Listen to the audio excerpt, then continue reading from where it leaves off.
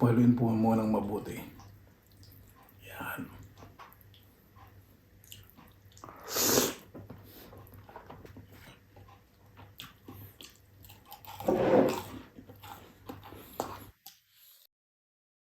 Papakita ko lang po yung recipe po sa boneless fried chicken. Kasi spaghetti, marami naman po tayong versions. Pero ito po talagang crispy fried chicken. Nako.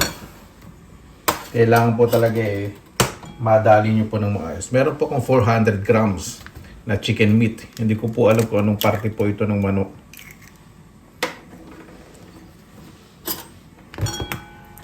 Medyo ko po ng isang itlog binder po. Para pag naglagay po tayo o nilagay natin yung breading o pagugulungan natin sa harina, kakapit po agad. Tiga. Siyempre iba gumagamit din ng breadcrumbs. Pero itong ituturo ko po sa inyo, simpleng-simple lang po ito. Yung paraan. Mix lang po natin ng maayos na kumapit ng maayos yung itlog. Yan, okay na po yan. And then, tayo po tayo harina. Heto, wala pong suka dahil dito lang po natin pagugulungin yung itlog. Depende po sa inyo. Pero ako, dahil tansyado ko na po, ang gawin nyo na lang po, 1:1. 1 cup ng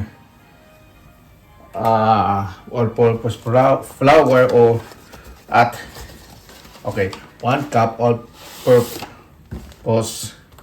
flour at half cup ng corn flour. Wag po cornstarch ha, corn flour. Iba po yung cornstarch. Yan, okay na po yan.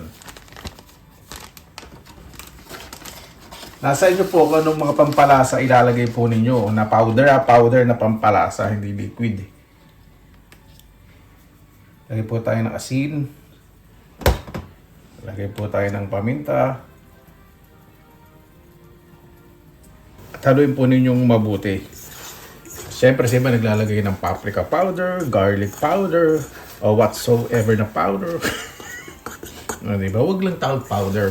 Pang mukha yun. Wala lang yung masabi lang ako. Haluin po natin mabuti. Kailangan halong-halo po para maging even. Para yung paghalo ng corn flour at all-purpose flour maging maayos. Wag po kayong magmadali. Wag po kayong parang chef-chefan na yung action nyo tapos di naman maayos sa pagkakaluto ng pagkain, o di ba? Siyempre, sa mga chef talaga ng mga professional, sila alam talaga nila. Pero yung ikaw nagmamarunong, tapos magkukumay ka naman dito. Mali naman yun. Di ko na matalino. Ayan. Sensya na po. Akala ko video yung camera kanina. Picture pala. So, pag piprito po, every time magpiprito po kayo, kailangan itaktak po ninyo. Kasi hindi po maganda kapag sunog po yung mantika.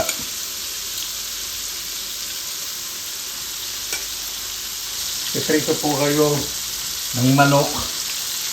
Tulad po ng piniprito ko ngayon, obvious naman, di ba? Sinabi ko naman. Alam pala ako sa sarili. Medium high heat po. Di ba? Ganda po ng resulta. Medyo gagalaw-galawin po ninyo kasi medyo aalsa pa po yan. Yung iba naglalagay po ng baking powder para mas umagsa pa. Kaya lang, medyo malambot po yun Yung iba naman naglalagay ng konting vinegar sa manok. Kaya lang, hindi rin. Basta ito po yung natutunan ko na very successful at sobra naman ako na-satisfied. Kung gusto nyo, kung puro corn flour, maganda rin po yun. Napakalutong po yun. Kaya lang, pag naparami po lagay po ninyo, medyo matigas minsan. Kaya ito may konting lambot siyempre sa loob at crispy outside. Ito po yung nagme-maintain ng juiciness, crispiness. Di ba? Yan, kapag tumigil na po ang kislot o sizzling, o pa tumatahimig na po, ibig sabihin luto na po yan. O, di ba? Napakaganda ng resulta. Kung gusto niyo po ng golden brown, Medyo tagalan nyo pa po ng konti.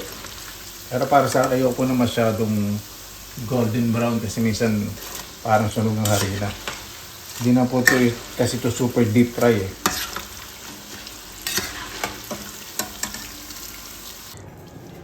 Ito po yung ating spaghetti meatball sauce. O, di ba?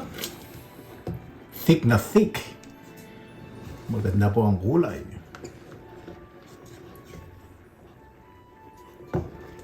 Yan. Kapag luto na po sa kanya po, lagay po yung keso. Saka haluin po ninyo para mas malinamnam. Pero pag ininit po ninyo, huwag nyo pong iinit ng matagal kasi aasim. Kaya andayan na po ng keso, ilalagay po pag sineserve. Sa akin naubusan na rin po ng keso. Konti lang po yung keso nilagay ko po dito kasi baka umasim. Ang aking spaghetti noodles po na ginamit ay whole grain. Ibig sabihin, mas rich in fiber. Lagay po muna natin ang ating Pinoy style spaghetti sauce. Lagay po tayo ng meatballs. Ang meatballs po, ano lang po ito? Asin, paminta, saka pinagulong ko po sa kamay ko yung meatballs. Didiinan po ninyo hanggang sa makakreate kayo.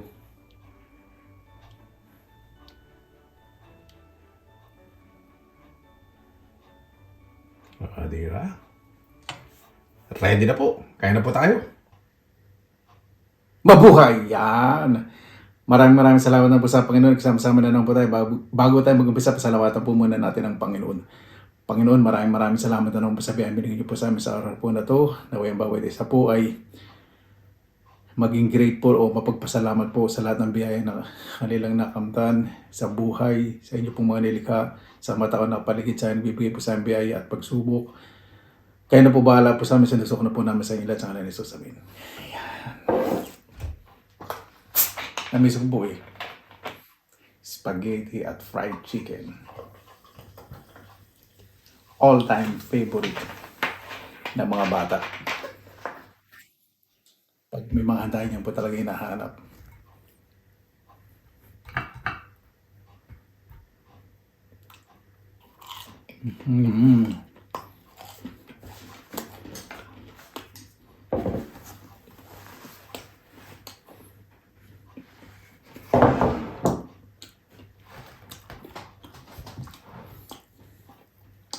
Gamit po ang chopstick.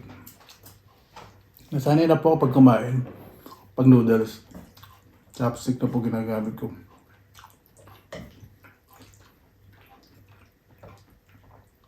Bakit? Kasi mas marami ko nalalagay sa bibig ko. Kapit na kapit ang sauce sa spaghetti. Keso umamoy, sarap. Cheddar cheese po yung ginamit ko. Kalimutan ko magtira kahit konti para sa toppings, ano? Maganda ang presentation.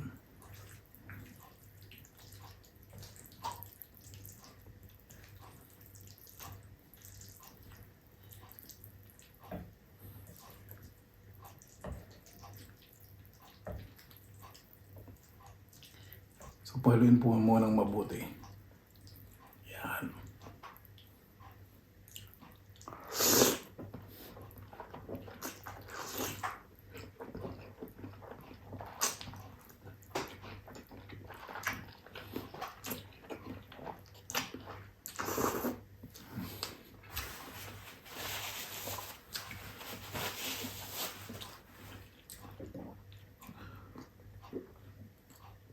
Winner na winner. Ito ayaw po nila itong matamis na spaghetti. Kasi siyempre yung spaghetti natin matamis. Kaya ito konti lang po yung ginawa kasi siyempre. Sila ayaw nila nitong matamis dito po sa Finland. Gusto po nila yung ayaw na matamis na spaghetti. Yung buo.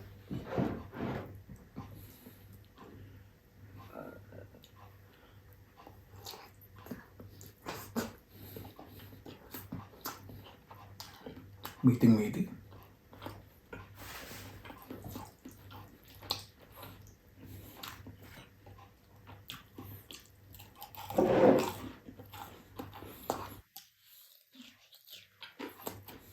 Wow. Crispy outside, soft and juicy inside. Yan po.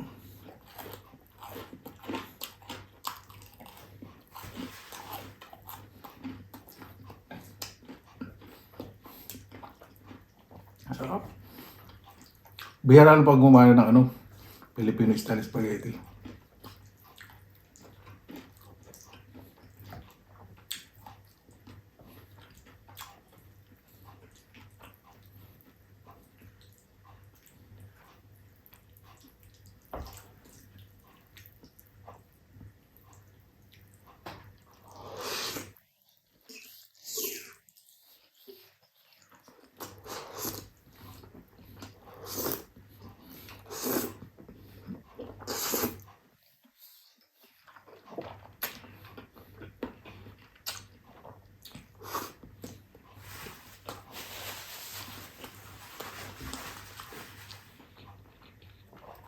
Sarap po talaga kumain ng spaghetti pag bago ng luto,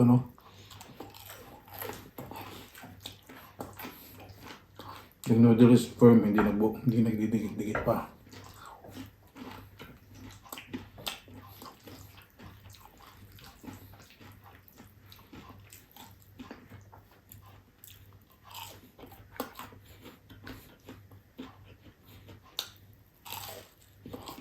Boom. Juicy. Crispy.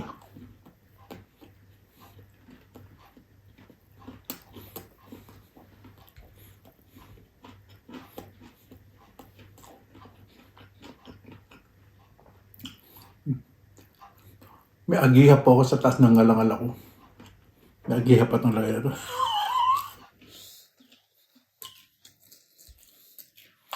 Oh.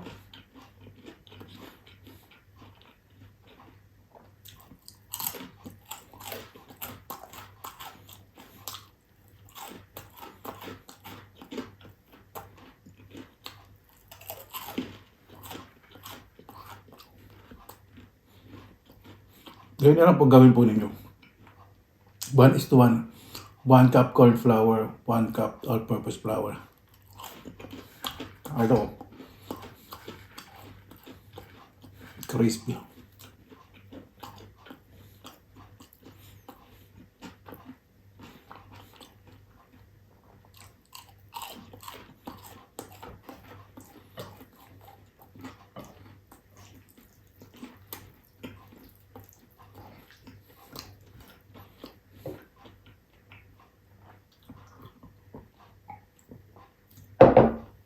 Napansin po ninyo, excuse me,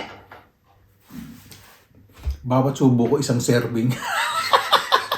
Isang serving, katumbas.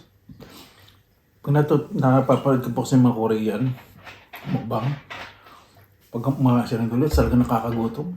Kaya sabi ko, subukan nga kumain ng noodles ganun. Sarap pala ka ng pakaramdam. Nasasatisfied kayo. Lalo na pag spicy noodles. Naku po, napakasarap. Sarap ng Korean noodles, kaya lang mahal.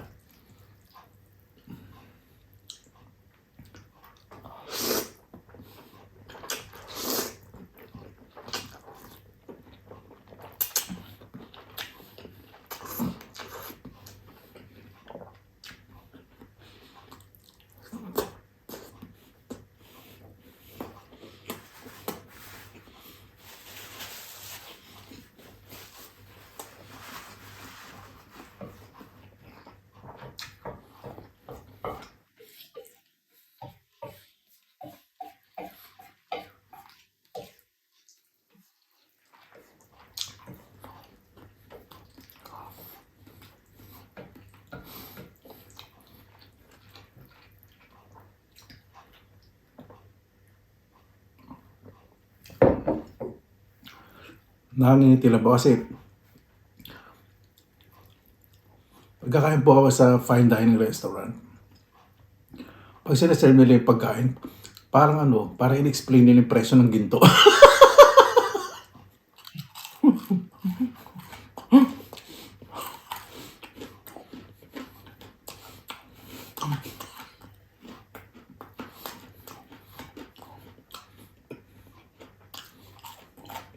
Ah?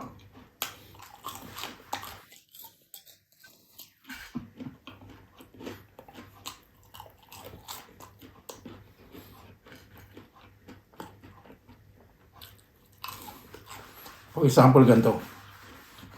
So, nakaserve na po yung mga pagkain. Ito na lang na gawin natin example.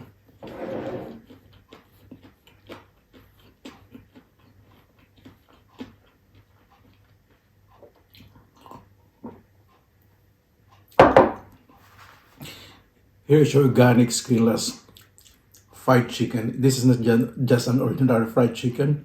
It is organic. And it is butchered. It was butchered. Butchered. Okay. English talaga. So this is an organic fried chicken from the south. Limited for the middle class people. They served with freshly squeezed tomato and made a banana ketchup. Oh, sorry, tomato ketchup. Na nga. Parang, basta ganun. Masakit na sa bulsa, masakit pa sa ulo. No.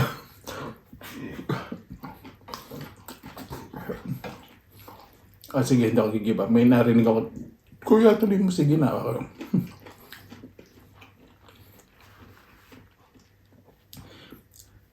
Hello, sir. Here's your order. So this is an organic fried chicken from the south. It is served only for the middle class people. So the sauce is made of fresh, organic, from the backyard farm of the organic farmers from the north. It's squeezed and made a tomato ketchup. So not too much spice, it's just pleasant to your mouth. It is very crispy, soft inside, juicy, and enjoy your meal. Pwede. Medyo lang. Spaghetti. Okay. Mamaya na lang. Dali. Malamig na spaghetti.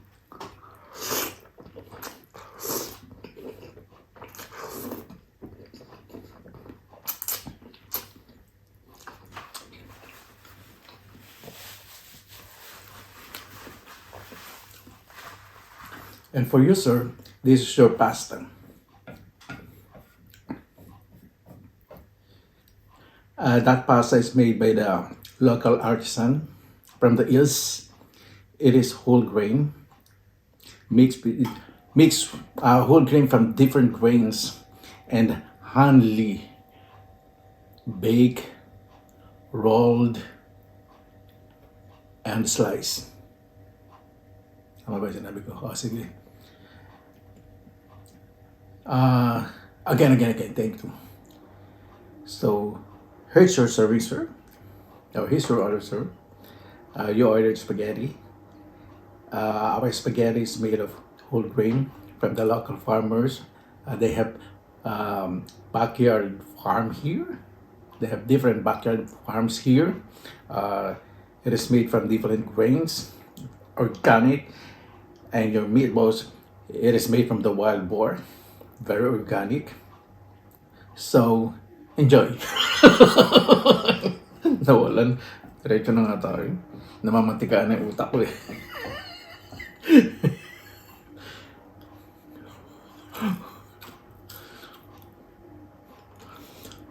Oh.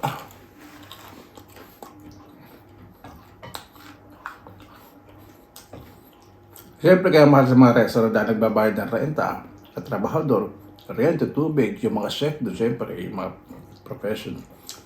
Compare naman natin sa karinderya. O ano order mo? Ayan, kay init lang yan. Pwede pa yan. Ano na init mo? Ano na talong po nito? Oo. Kahit nakalipas ng 6 na oras, luto pa. Dahil din mo lahat ng karinderya. Maganda po kumain sa karinderya. Yung magtatanghalian o kaya sa almusal.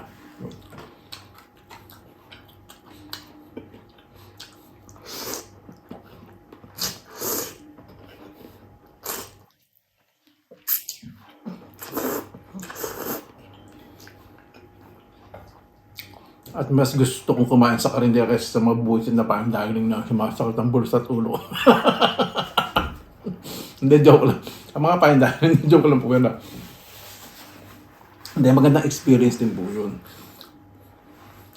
Magandang experience din kung paano kayo napasubo sa bera.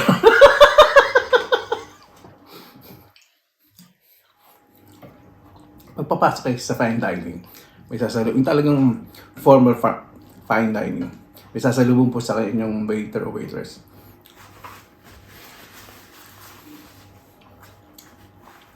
How many are you in the company, sir? Ibig sabihin, it's a group.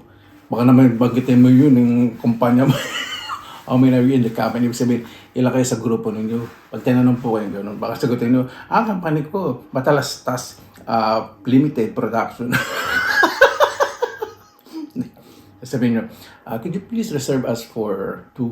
Okay, sir, just wait here for a while. Paghintayin kayo noon. Okay, sir, there's a nice table for you and good ambience. May mga ganun pa ito. Sabi ko, tagal-tagal mo subo, puro kadaktak. Ito na.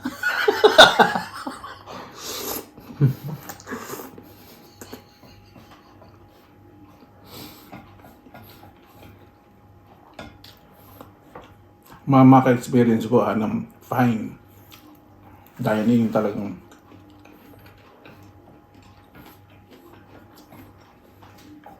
pagpasok niyan,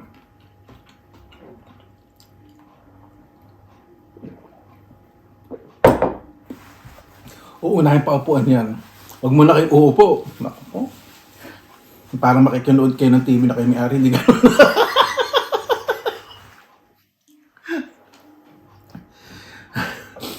Pauna pa upuin yung mga babae.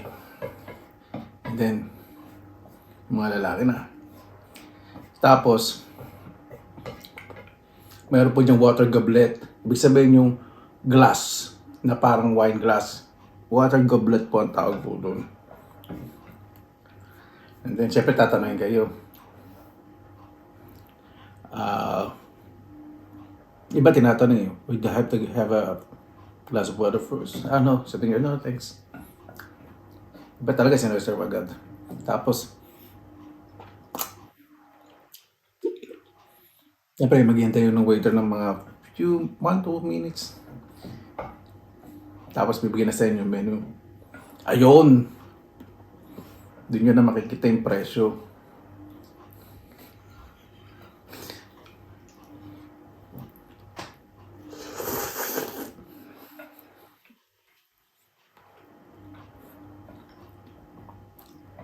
Pag kanya-kanya, magpakabog kayo. Siyempre, orderin nyo yung maganda.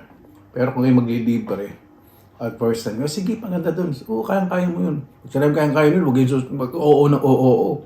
Baka sa susunod na buwan, wala na kayong pambili ng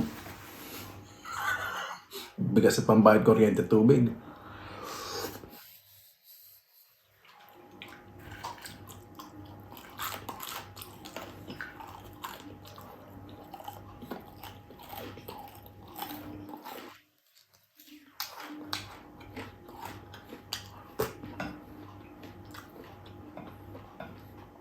Tapos yun na. Bahala na kayong dumiskarte.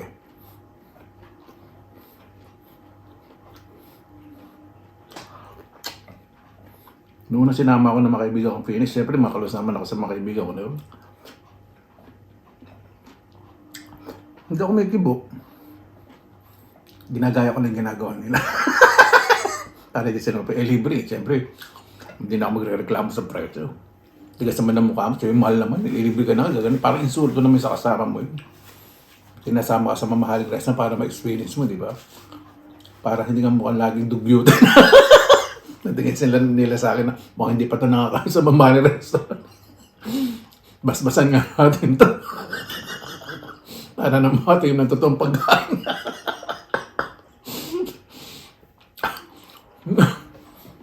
Take note. Sinama po nila ako sa fine dining restaurant.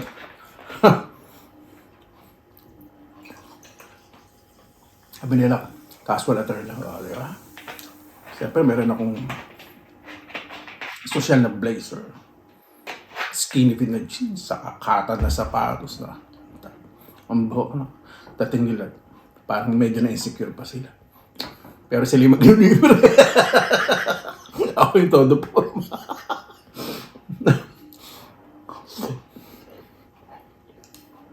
May natira ko, tapos may konting noodles pa ako din, halo ko ito mamaya. Ang laki pala ng meatballs.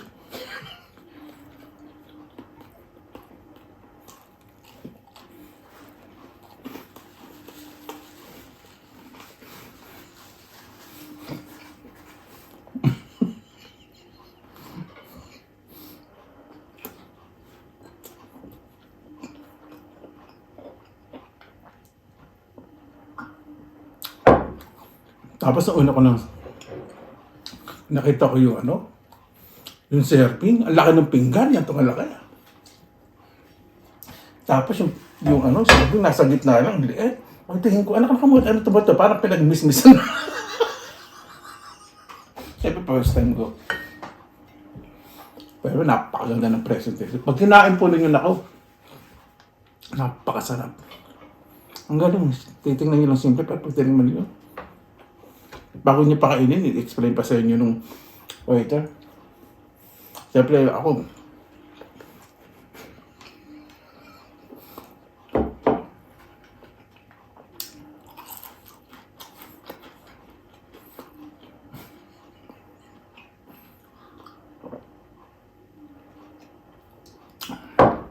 madami nga naisip. Yung in-explain po sa akin, hindi ko alam kung ano yung pinagsasabi. Gutom na ako, yes lang ng yes, mahal. Sabi ko, nice. Oh, nice to know. Pero di ko na ito sinasabi. Isip ko, ano kaya mga aras matataas ang buwisin na gutom na ako. Bawat serving na-explain po talaga. Kasi, baka mamaya may ingredients na may allergy. Inaalam din po nila yun. Bago i-serve, siyempre sabihin nyo kung may allergy kayo, sabihin nyo agad.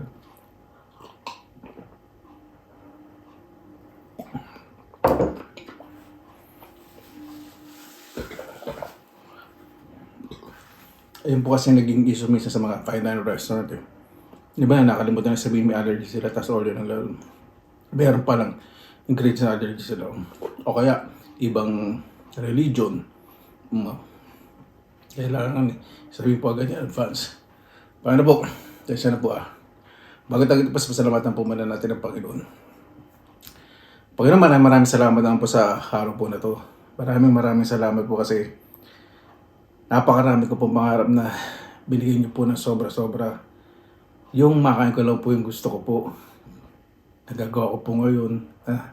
Napakalaking blessing. Yung pangarap ko pong makatulong po ako sa aking mga mahal sa buhay. Kahit paano po nakatulan ako ng kaunti sa kapwa ko po. Pasarap po pala ng pakaramdam ng ganito, Panginoon. Excuse me. Yung nangangarap po ako mga ibang bansa, ito nangyari. At napunta po sa isang bansa na napakataas po ng respeto sa bawat isa. Peace of mind po ang pinapalagaan nila. Respeto sa papa at wala. Yung pinapangarap ko po na magkaroon po ng kompleto mga gamit, makatungtong po sa sementong sahig, makatulog po sa kama. Naranasan ko po, Panginoon. Ito po hindi ko po pinagmamalaki sa aking kapwa. Ito po ay bunga na aking pagtsatsaga at patuloy po na pagpapasalamat po sa inyo. Naway ang bawat isa po ay mabuksan ang puso at isipan na huwag mong susuko.